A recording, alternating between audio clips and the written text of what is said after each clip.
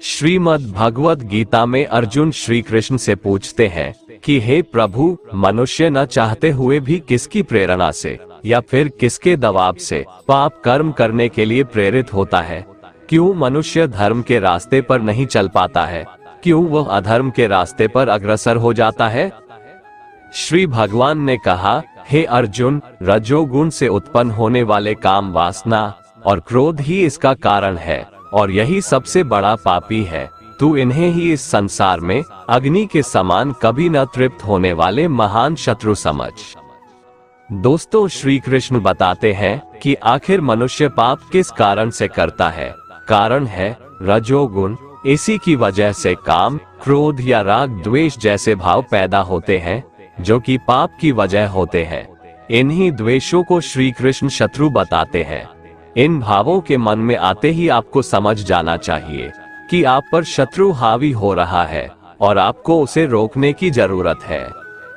जिस प्रकार धुएं से अग्नि और धूल से दर्पण ढक जाता है तथा जिस प्रकार गर्भाशय से गर्भ ढका रहता है, उसी प्रकार कामनाओं से ज्ञान ढका रहता है। और जब ज्ञान ढक जाता है तब हमारे अंदर काम, क्रोध, राग, द्वेष जैसे भाव उत्पन्न होते हैं और हमसे पाप कर्म करवाने के लिए उत्साहित करते हैं। इसलिए श्री कृष्ण इन्हें शत्रु बताते हैं। हे कुंती पुत्र, इस प्रकार ज्ञानी पुरुष का ज्ञान भी अतृप्त कामना रूपी नित्य शत्रु से ढका रहता है जो कभी भी संतुष्ट न होने वाली अग्नि की तरह जलता रहता है। काम, क्रोध, मद, लोभ और मोह को नियंत्रण में रखना ही इस आग को बुझाने का एक तरीका है। इंद्रियां, मन और बुद्धि को कामना की प्रजनन भूमि कहा जाता है, जिनके द्वारा यह मनुष्य के ज्ञान को आच्छादित कर लेती है और जीवात्मा को मोहग्रस्त कर देती है। अतः हे भरतवंशियों में श्रेष्ठ अर्जुन, तू प्रारंभ में ही इंद्रियों को वश में करके आत्मज्ञान और आत्म साक्षात्कार में बाधा उत्पन्न करने वाली इन महान पापी कामनाओं का ही बलपूर्वक खात्मा कर दे। श्री कृष्ण अर्जुन को सलाह देते हैं कि इससे पहले कि काम, क्रोध, लोभ जैसे शत्रु तुम पर कब्जा कर ले, तू अपनी इंद्रियों को वश में करके अपने काम, क्रोध को मार दे। ये काम, क्रोध जैसे शत्रु ही हैं जो हमारे अंदर मौजूद ज्ञान को खत्म कर उनमें अज्ञान पैदा करते हैं और हमें धर्म के रास्ते से भटकाते हैं। श्री कृष्ण बताते हैं कि इस शरीर की अपेक्षा इंद्रियां श्रेष्ठ है, इंद्रियों की अपेक्षा मन श्रेष्ठ है, मन की अपेक्षा बुद्धि श्रेष्ठ है और बुद्धि से भी श्रेष्ठ शुद्ध स्वरूप आत्मा है। इसलिए आत्मा को लौकिक बुद्धि से श्रेष्ठ जानकर अपनी इंद्रिय, मन और बुद्धि पर हमें संयम रखना चाहिए और आत्मज्ञान द्वारा कामरूपी खतरनाक शत्रु का दमन कर देना चाहिए। हे अर्जुन, पाप करने की सबसे बड़ी वजह मनुष्य की किसी चीज को पाने की इच्छा है। इसलिए काम वासना से मनुष्य में क्रोध उत्पन्न होता है। क्रोध से भ्रम पैदा होता है, जिसके कारण सबसे पहले मनुष्य की बुद्धि नष्ट हो जाती है और यही मनुष्य के विनाश का कारण बनती है।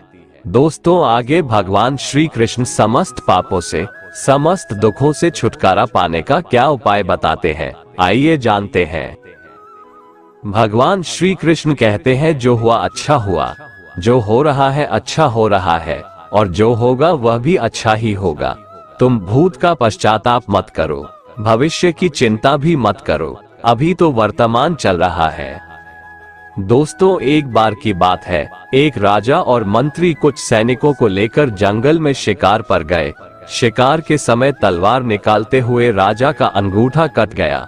राजा परेशान हो गए। उसने तुरंत अपने सैनिकों से कहा, सैनिकों जल्दी से जाओ और वैद्य जी को बुलाकर लाओ। देखो मेरा अंगूठा कट गया, कितना खून बह रहा है। इतने में पीछे से मंत्री आए और बोले कि इस चोट पर कपड़ा बांध लीजिए और आराम कीजिए, जो होता है अच्छे के लिए होता है। राजा को मंत्री पर गुस्सा आ गया। वह मंत्री से बोले, मंत्री, ये बात तुम कह रहे हो, मैं तो तुम्हें अपना हितैषी समझता था। राजा ने सैनिकों को आदेश दिया कि मंत्री को ले जाकर कारागार में बंद कर दो, पूरी रात कोड़े से पीटना और सुबह फांसी पर चढ़ा देना। महाराजा की आज्ञा पाकर सैनिकों ने मंत्री को बंदी बना लिया और राजमहल के कारागार में ले जाकर बंद कर दिया। राजा कुछ सैनिकों को लेकर शिकार के लिए फिर से जंगल में निकल गए और फिर कुछ समय बाद जंगल में तूफान आया, जिससे राजा अपने सैनिकों से बिछड़ गया। भटकते भटकते राजा भीलों के बस्ती में पहुंच गए, जिसे वहां के लोग उन्हें उठाकर ले गए और उनकी देवी के सामने जाकर बिठा दिया। पुजारी उसकी बलि चढ़ाने वाला ही था कि एक भील बोला, इसका तो अंगूठा कटा हुआ है, ये तो अशुद्ध है, हम इसकी बलि नहीं दे सकते। और उन्होंने इस तरह राजा को छोड़ दिया और राजा की जान बच गई। फिर चूंकि अब राजा को समझ में आया कि जो होता है अच्छे के लिए होता है, उसे याद आया कि आज सुबह मंत्री को फांसी लगने वाली है। वह भागा भागा आया। उसने देखा कि मंत्री फंदे को गले में पहनकर खड़ा है। राजा ने उसे नीचे उतरवाया और उसके पैर पकड़ लिए और फुट फुट कर रोने लगे। राजा ने अपनी सारी घटना मंत्री को सुनाई और माफी मांगने लगा। मंत्री बोला, माफी वाफी मांगने की जरूरत नहीं है महाराज, जो होता है अच्छे के लिए ही होता है। राजा बोला, मंत्री क्या तुम सच में पागल हो? मेरी नासमझी की वजह से रात भर तुमने कोड़े खाए और फिर भी कहते हो जो होता है अच्छे के लिए होता है। फिर मंत्री बोले, महाराज यदि मैं यहाँ कोड़े नहीं खा रहा होता तो आपके साथ होता, और यदि मैं आपके साथ होता तो वो लोग मेरी बलि चढ़ा देते। अब राजा को समझ में आया कि सच में जो होता है अच्छे के लिए होता है और ईश्वर जो भी कुछ करता है अच्छे के लिए ही करता है। दोस्तों, जब कोई चीजें हमारे मन मुताबिक नहीं होती है तो हम चिंतित और उदास हो जाते हैं, जबकि हमें ऐसा करने से बचना चाहिए और सब कुछ ईश्वर की आज्ञा मानकर उनके भरोसे छोड़ देना चाहिए, क्योंकि जो कुछ भी हो रहा है या होने वाला होता है वे सभी चीजें हमारी अच्छे के लिए होता है। बुरे लोग हमेशा बुरे कर्म करते हैं, फिर भी वह जीवन में सुखी और संपन्न रहते हैं, जबकि अच्छे लोग जीवन भर अच्छे कर्म करते हैं, फिर भी उसे अपमान और दर्द ही मिलता है। अक्सर लोगों के मन में ऐसा सवाल रहता है कि जो लोग अच्छे कर्म करते हैं वो परेशान रहते हैं, वहीं जो बुरे कर्म करते हैं वो खुशी से रह रहे होते हैं। अच्छे कर्म करने वाले परेशान होते हैं कि आखिर उन्हें इतनी परीक्षा क्यों देनी पड़ रही है, जबकि जो अधर्म की राह में है वो खुश है और जिंदगी का लुत्फ उठा रहे हैं। अक्सर लोग सोचते हैं कि अब अच्छाई का जमाना ही नहीं रहा। अगर आपके मन में भी ये सवाल आया है तो आज आप इसका जवाब सुन लीजिए। ये जवाब वो है जो भगवत गीता में लिखा है और श्री कृष्ण ने अर्जुन को दिया था। भगवत गीता में वर्णित कथा के अनुसार जब भी अर्जुन के मन में कोई दुविधा होती थी तो वो श्री कृष्ण के पास पहुंच जाते थे। एक बार की बात है, अर्जुन ने भगवान श्री कृष्ण के समीप आकर कहा कि वो दुविधा में है और इसका जवाब वो श्री कृष्ण से चाहते हैं। श्री कृष्ण ने पूछा कि क्या सवाल है? अर्जुन ने कहा, मुझे ये जानना है कि अच्छे लोगों के साथ हमेशा बुरा ही क्यों होता है, वहीं बुरे लोग खुशहाल दिखते हैं। अर्जुन के मुंह से ऐसी बातें सुनकर श्री कृष्ण मुस्कुराए और कहा, मनुष्य जैसा सोचता है और महसूस करता है वैसा कुछ नहीं होता है, बल्कि अज्ञानता की वजह से वो सच्चाई नहीं समझ पाता है। अर्जुन उनकी ये बात समझ नहीं पाए। इसके बाद श्री कृष्ण ने क्या कहा वो जानते हैं। कान्हा ने अर्जुन से कहा कि हे पार्थ, मैं तुम्हें एक कथा सुनाता हूँ, उसे सुनकर तुम समझ जाओगे कि हर प्राणी को उसके कर्म के हिसाब से ही फल मिलता है। प्रकृति हर किसी को अपनी राह चुनने का मौका देती है। अब वो मनुष्य की इच्छा पर निर्भर करता है कि उसे धर्म की राह चुननी है या अधर्म की। कथा शुरू करते हुए श्री कृष्ण ने कहा, एक नगर में दो पुरुष रहा करते थे। एक पुरुष व्यापारी था जिसके जीवन में धर्म की बहुत महत्ता थी। वो पूजा पाठ में यकीन रखता था। वो हर रोज मंदिर जाता था और दान धर्म भी करता था और हर रोज भगवान की पूजा करता था। वहीं दूसरा पुरुष बिल्कुल विपरीत था। वो हर रोज मंदिर तो जाता था लेकिन पूजा करने नहीं, बल्कि मंदिर के बाहर से जूते चप्पल चुराने। उसे दान और धर्म से कोई लेना देना नहीं था। समय बीतता गया और एक दिन बहुत जोर की बारिश हो रही थी। इस वजह से मंदिर में पुजारी के अलावा कोई नहीं था। ये बात जब दूसरे पुरुष को पता चली तो उसने कहा कि ये सही मौका है मंदिर का धन चुराने का। पंडित से नजर बचाकर उसने मंदिर का सारा धन चुरा लिया। उसी समय धर्म कर्म में विश्वास रखने वाला व्यक्ति भी मंदिर पहुंचा। दुर्भाग्य से मंदिर के पुजारी ने उसे ही चोर समझ लिया और चिल्लाने लगे। वहां लोग एकत्र हो गए और उसे बहुत मारा। किसी तरह वो बचते बचाते वहां से निकला तो दुर्भाग्य ने उसका साथ वहां भी नहीं छोड़ा। मंदिर के बाहर वो एक गाड़ी से टकरा गया और घायल हो गया। फिर वो व्यापारी लंगड़ाते हुए घर जाने लगा तो रास्ते में उसकी मुलाकात उस पुरुष से हुई जिसने मंदिर से धन चुराया था। उसने कहा, आज तो मेरी किस्मत चमक गई, एक साथ इतना सारा धन मिल गया। ये सब देखकर उसे बहुत बुरा लगा और उसने अपने घर से भगवान की सारी तस्वीरें निकाल दी। कुछ सालों बाद दोनों की पुरुषों की मृत्यु हो गई। मरने के बाद जब दोनों यमराज की सभा में पहुंचे और भले पुरुष ने दूसरे व्यक्ति को देखा तो उसे बहुत गुस्सा आया। उसने क्रोधित होकर यमराज से पूछ ही लिया, मैं तो हमेशा अच्छे कर्म करता था, दान में विश्वास रखता था, उसके बदले जीवन भर मुझे अपमान और दर्द ही मिला और इस व्यक्ति को नोटों से भरी पोटली, आखिर ऐसा भेदभाव क्यों?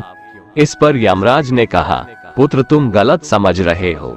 जिस दिन तुम्हारी गाड़ी से टक्कर हुई थी वो दिन तुम्हारे जीवन का आखिरी दिन था, परंतु तुम्हारे अच्छे कर्मों की वजह से तुम्हारी मौत सिर्फ एक छोटी से चोट में बदल गई। तुम इस दुष्ट व्यक्ति के बारे में जानना चाहते हो? दरअसल इसके भाग्य में राजयोग था, मगर इसके कुकर्मों और अधर्म की वजह से वो सिर्फ एक छोटी सी धन की पोटली में बदल गया। कथा सुनाने के बाद श्री कृष्ण अर्जुन से कहते हैं, पार्थ क्या अब तुम्हें तुम्हारे सवाल का जवाब मिल गया? ऐसा सोचना कि भगवान तुम्हारे कर्मों को नजरअंदाज कर रहे हैं, ये बिल्कुल भी सत्य नहीं है। भगवान हमें कब, क्या, किस रूप में दे रहा है मनुष्य को समझ में नहीं आता है, मगर आप अच्छे कर्म करते रहें तो भगवान की कृपा हमेशा बनी रहती है। इसलिए अपने अच्छे कर्मों को बदलना नहीं चाहिए, क्योंकि उसका फल हमें इसी जीवन में मिलता है। इसलिए मनुष्य का फर्ज है कि वो हमेशा अच्छे कर्म करते रहें, क्योंकि श्री कृष्ण ने गीता में भी बताया है कि किसी के द्वारा किया गया कर्म बेकार नहीं जाता है, चाहे वो अच्छा हो या बुरा। गीता में भगवान श्री कृष्ण कहते हैं कि मनुष्य को सदैव अच्छे कर्म करने चाहिए, क्योंकि कर्मों के क्षीण हो जाने पर भाग्य भी नष्ट हो जाता है। जिस मनुष्य का अपने कर्मों पर अटूट विश्वास होता है और जो मनुष्य अपने कर्मों पर सदा अडिग रहता है, वही मनुष्य जीवन में सफल होता है। श्री कृष्ण कहते हैं कि हर व्यक्ति को बिना कुछ सोचे समझे सिर्फ कर्म के मार्ग पर चलते रहना चाहिए। जो मनुष्य कर्म किए बिना सिर्फ फल की चिंता करता है, उसे जीवन में सिर्फ असफलता ही प्राप्त होती है। श्री कृष्ण के अनुसार परिस्थितियां चाहे कितनी भी खराब हो, वो हमेशा एक जैसी नहीं रहती है, वो बदलती जरूर है। इसलिए मनुष्य को बहुत धैर्य और हिम्मत से काम लेना चाहिए। श्री कृष्ण कहते हैं कि ईश्वर कभी भी किसी व्यक्ति के साथ नाइंसाफी नहीं करता, वो उसको केवल वही देता है जिसके वह लायक है। भगवान कहते हैं, कर्म करो लेकिन फल की इच्छा मत रखो। इस संसार में कोई भी मनुष्य किसी भी काल में क्षण मात्र भी बिना कर्म किए नहीं रहता, क्योंकि सारा मनुष्य समुदाय कर्म करने के लिए ही पैदा हुआ है। बिना कर्म किए कोई रह नहीं सकता है।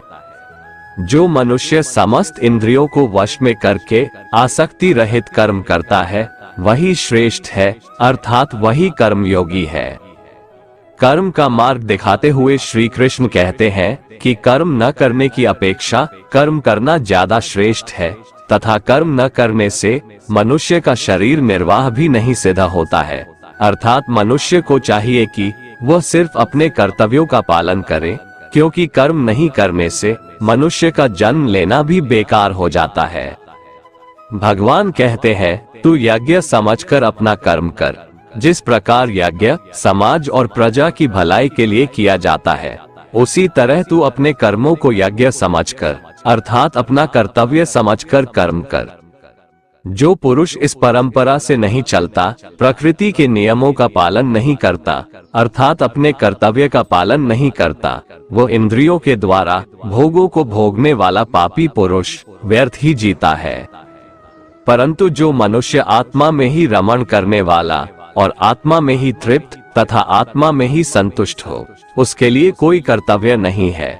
आत्मा का मतलब यहाँ सबसे बड़ा सच है, और जो सत्य को समझता है, सत्य में ही खुश होकर सत्य में ही रहता है, उसके लिए कोई कर्तव्य नहीं है। लेकिन ऐसा कोई लाखों करोड़ों में एक होता है। उस महापुरुष का इस विश्व में न तो कर्म करने से कोई प्रयोजन रहता है और न कर्मों के न करने से ही कोई प्रयोजन रहता है, तथा संपूर्ण प्राणियों में भी इसका स्वार्थ से कोई संबंध नहीं रहता। कहने का सीधा मतलब है, जिसे परमात्मा मिल चुका है वो कोई और दूसरा कर्म क्यों करे। श्री कृष्ण कहते हैं, अगर तुमने कोई रिश्ता खोया है या किसी रिश्ते से निराश हो तो वह रिश्ता मुझसे बना लो, मैं कभी भी तुम्हें छोड़कर नहीं जाऊंगा। इसलिए तू निरंतर आसक्ति से रहित होकर, अर्थात अपनी इच्छा को त्याग कर सदा कर्तव्य कर्म को भली भांति करता रह, क्योंकि आसक्ति से रहित होकर कर्म करता हुआ मनुष्य परमात्मा को प्राप्त हो जाता है। बहुत से ऐसे लोग हैं जो कर्म करते हुए ही परम सिद्धि को प्राप्त हुए थे। जनक आदि ज्ञानी जन भी आसक्ति रहित कर्म द्वारा ही परम सिद्धि को प्राप्त हुए थे, इसलिए कर्म करना ही उचित है। श्रीमद् भगवद गीता में श्री कृष्ण कहते हैं कि जीवन में कुछ भी स्थायी नहीं है, इसलिए स्वयं को अधिक तनावग्रस्त न करें। किसी के साथ चलने से ना तो कोई खुशी मिलती है और ना ही लक्ष्य, इसलिए मनुष्य को सदैव अपने कर्मों पर विश्वास करते हुए अकेले चलते रहना चाहिए। श्रेष्ठ पुरुष जो जो आचरण करता है, अन्य पुरुष भी वैसा वैसा ही आचरण करते हैं। वो जो कुछ प्रमाण कर देता है, समस्त मनुष्य समुदाय उन्हीं के पद चिन्हों पर अपने रास्ते चुनता है, इसलिए सज्जन व्यक्तियों को सदैव अच्छा व्यवहार करना चाहिए। कान्हा कहते हैं, मेरा इन तीनों लोकों में न तो कुछ कर्तव्य है और न ही कोई वस्तु प्राप्त करने योग्य है, फिर भी मैं कर्म में ही बरतता हूँ, अर्थात मैं भी कर्म करते हुए अपने कर्तव्य का निर्वाह करता हूँ। श्री भगवान कहते हैं, यदि मैं कर्मों को करने में सावधानी ना बरतूं तो बड़ा अनर्थ हो जाएगा, क्योंकि मनुष्य सब प्रकार से मेरे ही मार्ग का अनुसरण करते हैं।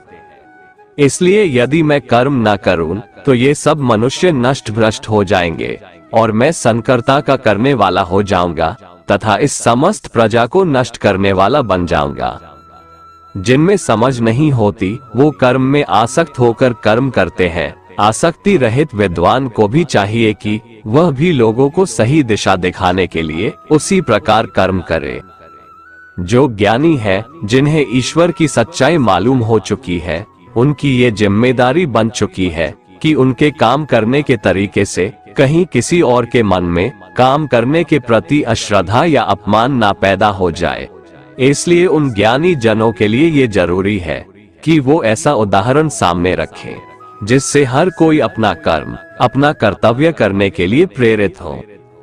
वास्तव में संपूर्ण कर्म सब प्रकार से प्रकृति के गुणों द्वारा किए जाते हैं, तो भी जिसका अंतःकरण अहंकार से मोहित हो रहा है, ऐसा अज्ञानी मैं करता हूँ ऐसा मानता है।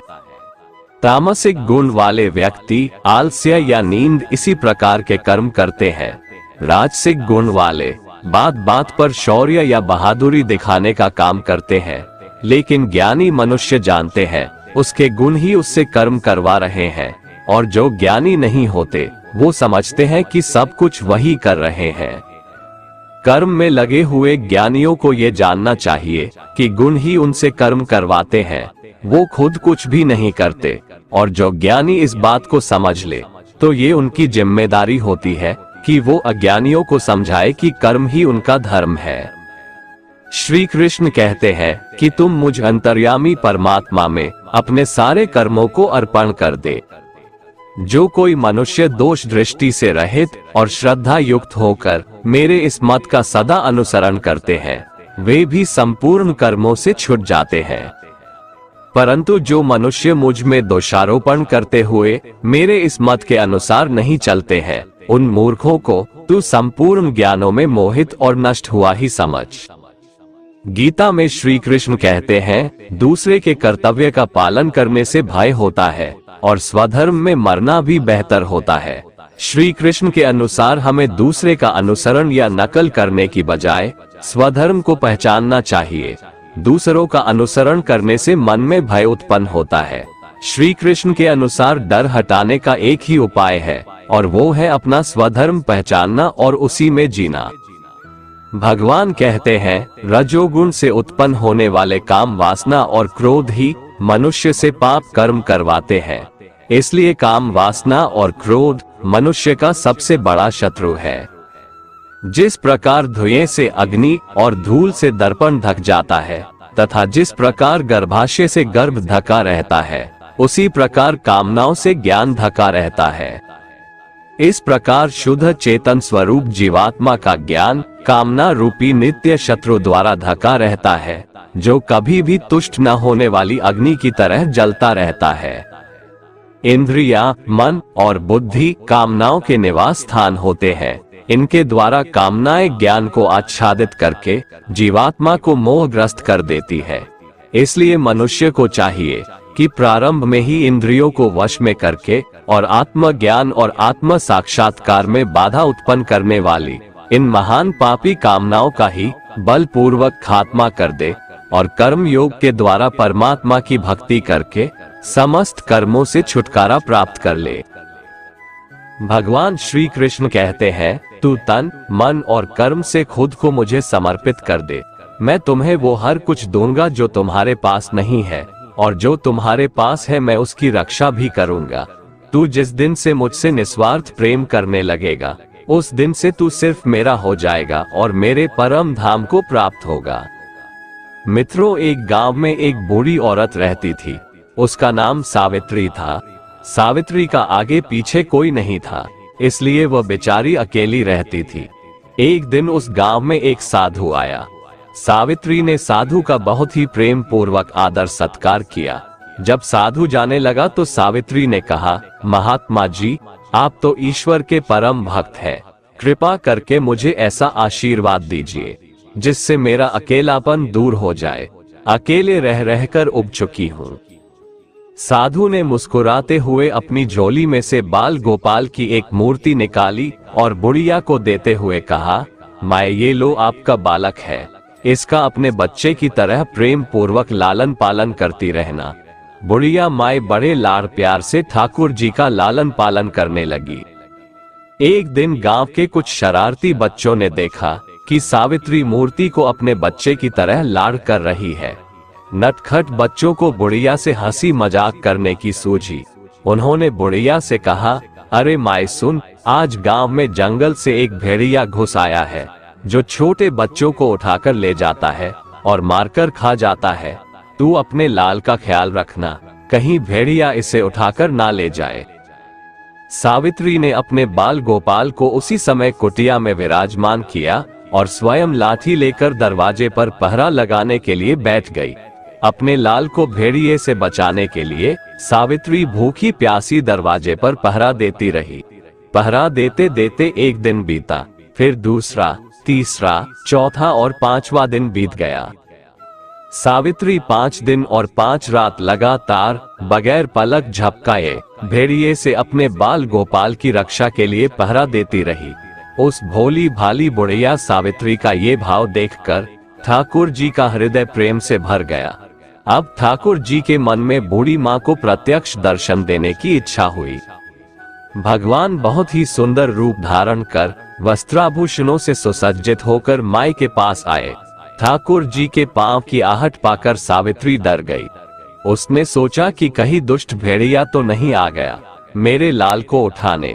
सावित्री ने लाठी उठाई और भेड़िए को भगाने के लिए उठ खड़ी हुई। तब कान्हा ने कहा, अरे माँ, मैं हूँ, मैं तेरा वही बालक हूँ जिसकी तुम रक्षा करती हो। माई ने कहा, क्या, चल हट, तेरे जैसे बहुत देखे हैं, तेरे जैसे सैकड़ों अपने लाल पर न्योछावर कर दूं, अब ऐसे मत कहियो, चल भाग जा यहाँ से। ठाकुर जी बूढ़ी माँ के इस भाव और एक निष्ठता को देखकर बहुत ज्यादा प्रसन्न हो गए।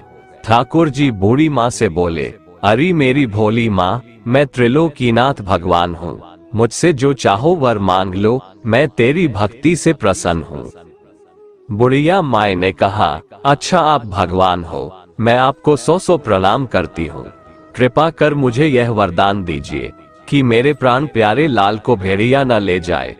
अब ठाकुर जी और ज्यादा प्रसन्न होते हुए बोले, तो चल माँ, मैं तेरे लाल को और तुझे अपने निज धाम लिए चलता हूँ, वहाँ भेड़िए का कोई भय नहीं है। इस तरह प्रभु बुढ़िया माई को अपने निज धाम ले गए। मित्रों, जब हम पूरी तरह से तन्मय होकर अपनी पवित्रता और शांति की रक्षा करते हैं, तो एक न एक दिन ईश्वर हमें दर्शन जरूर देते हैं। भगवान को पाने का सबसे सरल मार्ग है, भगवान को प्रेम करो, वैसा निष्काम प्रेम जैसे बुढ़िया माई ने किया। दोस्तों, अगर आपको हमारा ये वीडियो पसंद आया तो कमेंट में जय श्री राधे कृष्ण लिखें और ऐसे ही प्रेरणादायक वीडियो देखने के लिए हमारे चैनल को सब्सक्राइब कर लें। जय श्री राधे कृष्ण।